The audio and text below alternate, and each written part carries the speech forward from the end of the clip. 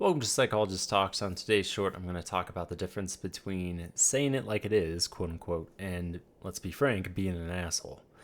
Now, why did I bring this up? Well, here in the United States, unfortunately, we have this figurehead that is constantly in our news feeds and is often incorrectly, in my opinion, celebrated for his ability to, quote unquote, say it like it is, when in reality, I think there's quite a lot of confusion. There is saying it like it is that's actually productive, and then there's being an asshole, or there's being a malignant narcissist in this particular case. And you would think that there would be a pretty obvious difference between these two things, but it appears large swaths of this population here in the States, and I would bargain across the globe, don't understand the difference between the two. So here's what I would offer. First and foremost, I think it's important to realize that, quote unquote, saying it like it is in a productive way, in a way that actually influences societal norms and how we engage and encounter each other and systems, and really confronts it in a way that pushes for change, is a really intentional act. This is not a flippant kind of cavalier, do whatever the hell you want, say whatever the hell you want, consequences be damned. There's actually quite a degree of intentionality to this. Now, what do I mean by this? Well, if you're saying it like it is, and you're judicious in when you do it and how you do it, which might sound counterproductive to the point, but I promise you don't want anyone anywhere near leadership, nor do you want a relationship with someone who's constantly saying it like it is. But the ones who really cut through it, there's a lot of intentionality behind this, and there's a lot of requisite skill sets. First and foremost, folks have to be relatively intelligent.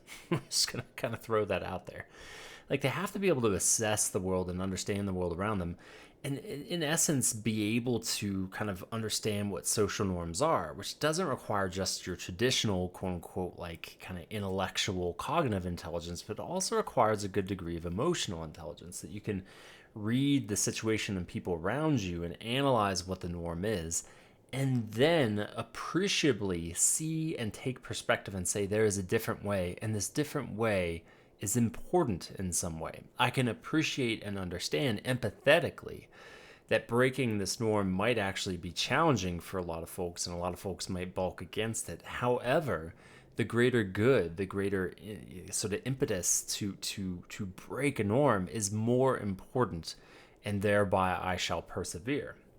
And so there's a lot of self-awareness to this as well. There's a lot of understanding that there is a risk at hand, and start to finish, an analysis, an awareness, and an intentional action to break a norm, or unveil kind of a curtain, say, like, this thing that we typically don't say or we typically don't see, I'm going to unveil that because it's important in some sort of way, right? I'm going to break the norm. The precedent is no longer healthy. I'm going to break that. And let me be abundantly clear, we need more of this. I've long posited that disruptors, or what I call them, folks that disrupt societal and system norms, are actually really important right now, because we found ourselves locked away in ways that are suffocating. They're no longer beneficial for us, and unless we can adapt, which is very hard to do collectively, we will stay stuck and we will stay unhealthy. And so you need an intentional disruptor. But here's the rub, is people have confused intentional disruption and saying it like it is for being an asshole, right? Being an asshole is what we want. Having a narcissist is what we want. You don't want that. Why? Well, it's antithetical to everything I just said. Being an asshole is basically just saying whatever it is that you want, irregardless, without any respect for or any sort of consideration for the consequences. I mean, it's just like a toddler stomping around saying, I have thoughts, I have feelings, you're going to listen to them, you're going to behold them, and I don't care how that makes you feel, I don't care when, I don't care why, I don't care what system's in place, because at the end of the day, it's about me. It's about me. I want to say what I want to say when I want to say it. Don't care about your position. And for some reason, this is like admired. It's like, high five, wow, that's so cool, it's so brave. No, it's not. It's like the easiest thing to do.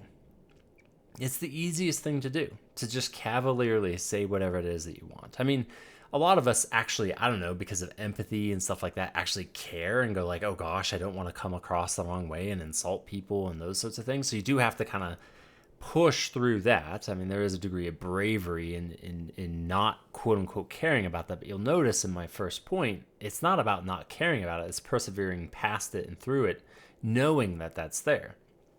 Whereas the asshole narcissistic side of things is like a total indifference. A total indifference. Doesn't matter when, doesn't matter how. I have something to say. I have something to say. I'm going to say it. It's not challenging. It's not difficult. It's lowbrow, low intelligence, low sort of like understanding of systems. And in that way, it's just haphazard. It's dangerous because it doesn't intentionally break norms. It just doesn't have a norm. It suggests that the Wild West is the way that we should operate, particularly when we place figureheads that do this, because then it just communicates like there's no decorum anymore. We're not going to like intentionally break norms. There are no norms anymore. So do whatever you want, right? Like say whatever you want, do whatever you want. Oh, except, oh, I almost forgot. The systems of power in place where the people with these ultimate power can say what they want and say it like it is, quote unquote, and they don't have any consequences, but you and I will still have consequences, right? You and I are still held to a higher standard, and there's a hypocrisy at play. Never mind when we embrace this.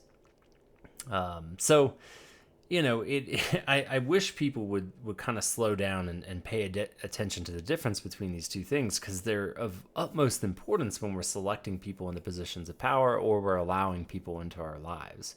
There's a distinct difference between someone who's disruptive and a norm breaker versus an asshole. I'm going to give two examples and we'll end there of like good examples, healthy examples of the disruptors of the world, of the people who quote unquote say it like it is in a healthy, helpful way. First and foremost is comedians. I think universally, I don't care where you're at on the political spectrum, people appreciate comedians. We're not talking the ones that kind of do the more coy play on words stuff. We're talking about the ones who address societal norms and reflect to us kind of the absurdity of the situation. Now, these comedians aren't just like going up there going, I have a thought, I have a feeling, blah, right? They take the time to observe and notice something that tends to transpire in the human condition and says, you know what, that's actually kind of a curious thing. I wonder what it is and how it is and why we do what we do. But instead of going like philosophical, they go down the comedic route, right? They reflect it in a way that is funny to us. And not only do we get kind of a kick out of it, comedians have a really powerful ability to shape how it is that we understand ourselves and how it is that we understand the world by satire, essentially, and say like, you know, we laugh about it, but then we go like, huh, you know what? I kind of wish there was more like that, or why is it that it goes that way? And that is just the amazing power of comedy. And so comedians, they tend to be very bright, very empathetic, very sort of tuned in. Empathetic maybe is a powerful word, but they're at least very bright and they're very tuned in. I imagine many of them to be empathetic individuals as well. However, I think that the biggest piece is they are very intentionally looking at and analyzing things around them. It's not willy-nilly, right? It's not Godzilla just stomping around just to stomp around. Number two, shamelessly, is going to be my profession, at least if we're doing good work. There's a lot of us that I don't think do good work because they're just in positions of endless validation, which is useless at the end of the day. Right? It'll only take people so far.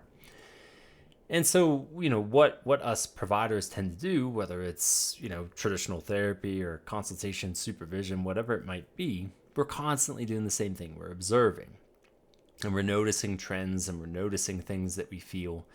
And we have to be tuned in to both kind of the greater arc of like how society and culture works, but also what is individually, relationally, and emotionally going on. And when we see trends, we're very good at saying it like it is. The stuff that we would benefit from hearing from other people in our lives who know us well, but we rarely do because there's some sort of taboo around it, or everybody's trying to keep the peace and make sure things are harmonious, but to the detriment of meaningful change. And so us providers are very good at slicing through and saying like, what's that? What's that right there? That's kind of a curious thing, right? Like this might hurt your feelings. This confrontation, this interpretation might be difficult to swallow, and you still need to hear it. You still need to hear it. And that's saying it like it is.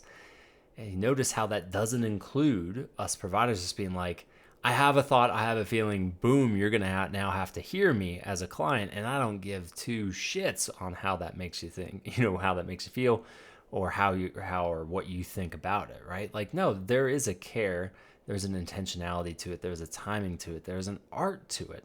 There's an art to it.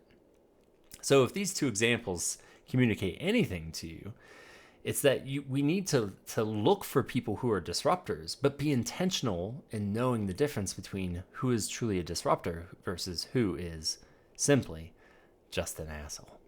So, hopefully that's helpful. Hopefully that sparks a little bit of curiosity. I don't know if this would ever reach the people that it actually needs to reach, but for what it's worth, thanks for listening, watching, and stay curious.